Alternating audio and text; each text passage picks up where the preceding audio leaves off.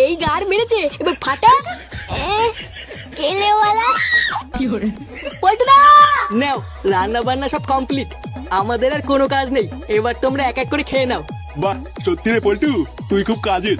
কত সুন্দর সবকিছু রান্না করে ফেলেছিস। আমি তোদেরকে যতই আলবাল বলি না কেন, তুই কিন্তু সত্যি একটা ভালো ছেলে।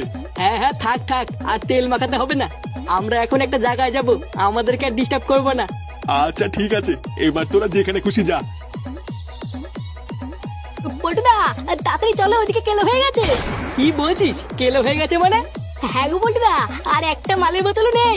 কি, মালের বোতল নেই মানে? হ্যাঁ গো, আমি গিয়ে দেখছি ফাটা সব মালের বোতলগুলো একাই মেরে দিয়েছে। কি বললি, ফাটা সব মালের বোতল একা মেরে দিয়েছে মানে? আমরা কি এখন বাল খাবো নাকি? হাই গুড মর্নিং, বালের পিকনিক।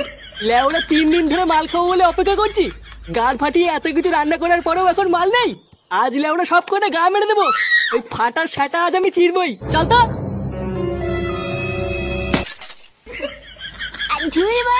আমাকে না দিয়ে পেটি খেয়ে নেবে, সব কথা গা মেরে দেবো।